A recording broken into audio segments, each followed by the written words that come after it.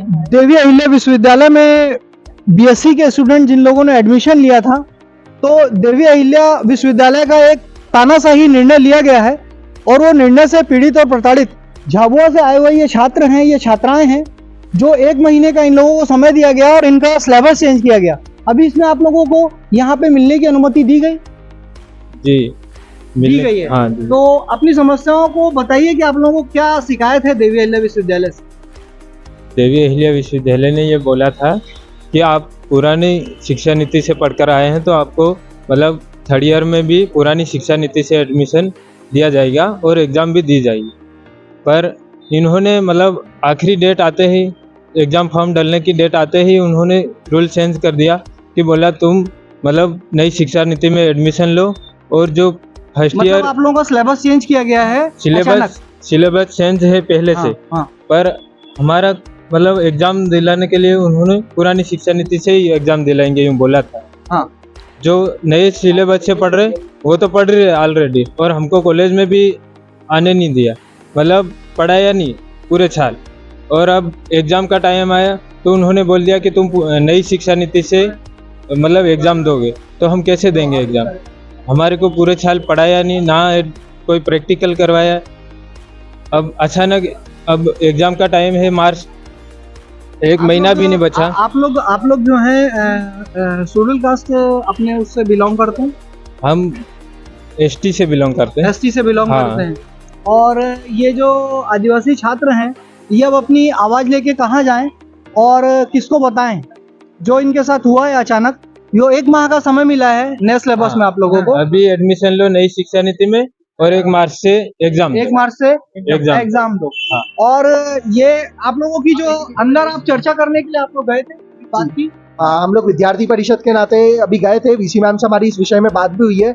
तो कहीं ना कहीं इसमें विद्यार्थियों को कंफ्यूजन है, वो कंफ्यूजन अभी वीसी मैम ने अभी दूर भी करा है। और कभी जूलॉजी जैसे इनका सब्जेक्ट है जिसमें इनको समस्या आ रही है, तो उसके निराकरण के लिए भी मैम ने एप्लीकेशन ली है और मैम ने बताया कि आप थोड़ा सा टाइम दीजिए, तो इस पर जो भी आपका कंफ्यूजन आ रहा है हम लोग जल्द से जल्द क्लियर करें। तो इनका जैसे कहना ये है कि इनका 1 माह का समय दिया गया और इनका सिलेबस जो है वो अचानक अब मैं आपको एक चीज क्लियर कर देता हूँ कि विषय में थोड़ा सा स्टूडेंट उनको भी कंफ्यूजन है, तो मैं आपके समक्ष भी क्लियर करता हूँ कि जो 2020 में इन लोगों ने एडमिशन लिया था, 2nd ईयर में आप सभी को 80 आई थी, आप वहां पे पास हुए नहीं, आपको उसमें पास हुए, तब ऐसा बोल रहे कि 3rd सेमेस्टर आपको न्यू एजुकेशन पॉलिसी के नाते करना है। किंतु आपने एक लेटर पढ़ा होगा जो डीएवीबी का ऑफिशियल लेटर निकला है, उसमें 4th नंबर के पॉइंट में क्लियर लिखा है, कभी आप नई शिक्षा नीति के नहीं करना है, पुराने शिक्षा नीति के नाते ही आपको 3rd ईयर करना है, तो आपके प्राइवेट के थ्रू वो सब्जेक्ट हो सकता है। पर जूलॉजी में प्राइवेट सब्जेक्ट अभी नहीं आ रहा है, ये ऑब्जेक्शन आप सभी के बीच में आ रहा है। तो यही हमने विषय वीसी मैम के बीच में भी रखा है और वीसी मैम ने एप्लीकेशन लेके यही बोला है कि आप थोड़ा सा टाइम दीजिए, हम इसके ऊपर पूरी जांच पड़ताल करके जल्द से जल्द इसका निर्णय लेंगे। आप अपना सूक्ष्म परिचय दीजिए। हाँ, सार्थक जैन, महानगर मंत्री, अखिल भारतीय विद्यार्थी परिषद इंदौर। एबीवीपी से हैं जी, ये एबीवीपी के हैं और आपने बात करी है कुलपति महोदया से, और जो बात करी है कि आप लोग उससे संतुष्ट हैं, आप लोगों की समझ में आई जैन साहब की बात? ठीक है, आपको और भी कुछ कंफ्यूजन है तो हम लोग बिल्कुल अभी बात करके मैं आप सभी को क्लियर करता हूँ। एक और हमने जो हमारे साथ में जो समस्या है झाबुआ के विद्यार्थियों को, उसमें से 2 प्रतिनिधि को लेके गए थे और उसमें उनकी डिटेल दे दी है। तो जैसे ही कुछ निराकरण आएगा तो उनको संपर्क करके झाबुआ के वो 2 प्रतिनिधि जो गए हैं साथ में, आप थोड़ा सा बताएं। आप गए जब आपके साथ एबीवीपी के पदाधिकारी? हम ओल्ड ईयर से हैं, मतलब ओल्ड शिक्षा नीति से है, मतलब हमारे का ओल्ड कोर्स से ही हमको परीक्षा देना है। और जो 16 नवंबर को ऐसे मतलब नोटिस भी जारी किया गया था कि तुमको पुरानी नीति से ही एग्ज़ाम देना है और हमको 14 पॉइंट के ही थ्रू हमको एग्ज़ाम देना है बस। आप जो एबी के पदाधिकारी ने आपकी मुलाकात करवाई, जो बात करवाई और जो आपको जवाब मिला, उससे आप संतुष्ट हैं? नहीं संतुष्ट है। नहीं संतुष्ट हैं? नहीं अभी भी संतुष्ट आपको अब आप संतुष्ट हैं? हाँ संतुष्ट। कोई शिकायत तो नहीं है? नहीं है। आप अपने साथियों को समझा पाएंगे? आप जल्दी हमारी मतलब समस्या हल कर दी जाए। कर दी जाए। हाँ।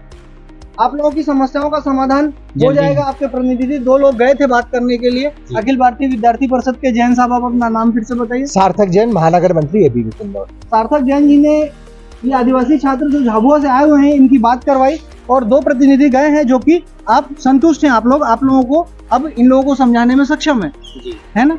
अब आपको कोई समस्या नहीं। हम लोग भी एक बार विषय रख के कुछ आता है, उनका और भी कुछ कंसर्न है तो हम लोग क्लियर करें। आप लोग क्लियर करवा सकते हैं और अब आपको चिंता करने की कोई जरूरत नहीं है। अगर कोई समस्या होती है तो पुनः आप लोग अपना दे सकते हैं और जानकारी बता सकते हैं। हम ये जो मोदी जी घोषणा करके गए हैं कि झाबुआ में नई यूनिवर्सिटी बनाई जाए, तो क्या इसके बाद हमारे को कहीं कोई रेवेन्यू का लॉस होगा, डीएवीवी को कोई नुकसान जो होगा? अभी घोषणा हुई हो खरगोन में नई यूनिवर्सिटी बनने की है, रेवेन्यू का लॉस तो है, पर फिर भी हम उनकी इस पहल का स्वागत करते हैं, क्योंकि उस आदिवासी क्षेत्र में एक यूनिवर्सिटी का खुलना बहुत जरूरी है। वहाँ खुलना जरूरी था। और वो जो आदिवासी छात्र अभी शिकायत लेके आए थे, उनका जो आपको मैं निराकरण वही करना बता रही है, हूँ, मैं पूरी हर संभव कोशिश करूंगी कि उनकी जो शिकायत है उसका निराकरण हो, क्योंकि अभी तक ऐसा कभी हुआ नहीं कि किसी की भी कोई शिकायत हो और उसका निराकरण ना हुआ हो।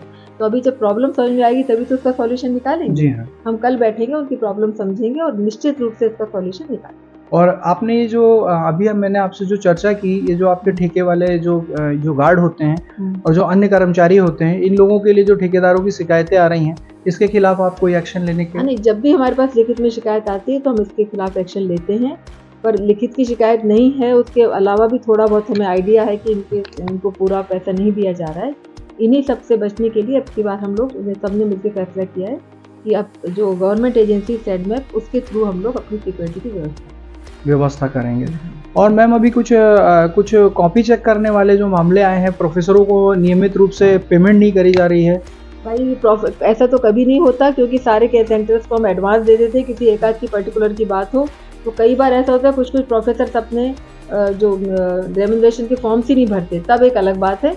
पर हमारे यहाँ सबको दिया जाता है, क्योंकि सारे सेंटर्स को एडवांस में पैसा दिया जाता है। एडवांस में पैसा दिया जाता है, ऐसे कोई नहीं होते हैं। अगर कोई प्रोफेसर ऐसे शिकायत, तो थोड़े वो स्वयं ही जिम्मेदार, वो स्वयं ही जिम्मेदार हैं। ऐसा होता नहीं है आपके यहाँ से किसी को लॉस हो रहा हो, या हमारी तरफ से तो एडवांस देते हैं ना हम लोग, एडवांस देते हैं आप लोग। हाँ। और अगर किसी की स्पेसिफिक समस्या है तो आकर हमसे बताएं, डिस्कस करें, तो उसका सॉल्यूशन निकालें। स्पेसिफिक समस्या है और अगर वो आए महाविद्यालय ऐसा कोई तो उसका सॉल्यूशन निकालें, उसका सोल्यूशन आप निकालेंगे।